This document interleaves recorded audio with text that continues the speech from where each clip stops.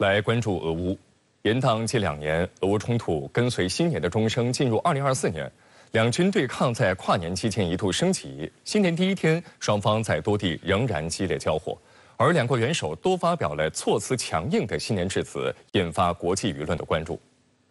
俄罗斯总统普京1月1号当天在莫斯科会见俄特别军事行动的伤员。普京表示，俄罗斯希望尽快结束俄乌冲突，但俄方不会放弃自己的立场。普京认为，乌克兰本身并不是俄罗斯的敌人，西方那些想要摧毁俄罗斯国家体制、希望俄罗斯在战场上遭遇战略失败的人才是俄罗斯的敌人。普京还表示，俄罗斯将继续使用高精度武器打击乌克兰的军事决策中心、军事人员和雇佣兵聚集点等目标。 2023年12月31号晚，俄罗斯总统普京面向全体俄罗斯民众发表新年讲话。外界注意到，与去年身边簇拥着身穿制服的士兵形成鲜明对比的是，普京今年的致辞背景回归了传统，是俄国人熟悉的年终致辞环境。夜幕下的克里姆林宫灯火通明，普京以社会团结为主题，鼓励俄罗斯民众勇往直前，创造未来。 他还亲切地将2024年描述为家庭年，表示俄罗斯人民的团结是国家未来最可靠的保障。 Наступающий 2024 объявлен в нашей стране годом семьи. Мы одна страна, одна большая семья. Мы обеспечим уверенное развитие Отечества, благополучие наших граждан. Станем еще сильнее.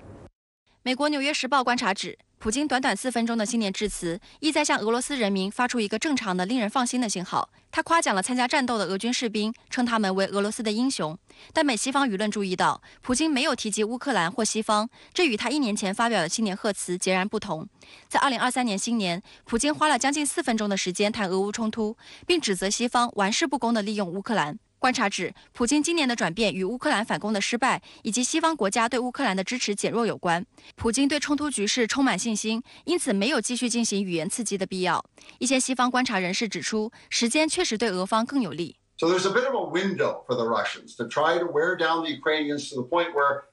Ukrainians cannot fight until 2025, and the Russians have enough people power and firepower. 值得注意的是，乌克兰总统泽连斯基的新年贺词仍维持强硬。他说，随着俄乌冲突进入第2年，乌克兰在克服各种严重困难方面变得更加强大。他宣称要在新的1年里向俄罗斯释放怒火，并呼吁乌克兰人为胜利付出更多努力。 І наступного року ворог відчує лють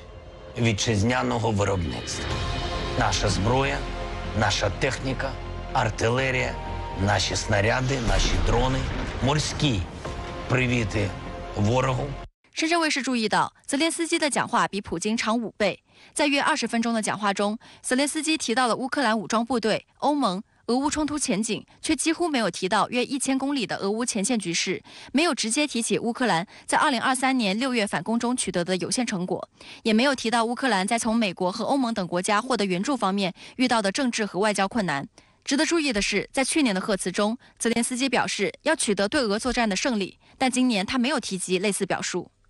当然呢，他在希望能够获得西方的援助方面也是很有策略的。泽连斯基强调了乌克兰他的资源也好，他在这个跟俄罗斯在比如说黑海方向的博弈，对于西方对于欧洲的重要性也好。那么这个我觉得还是从这个着眼，还是说2024年希望能够在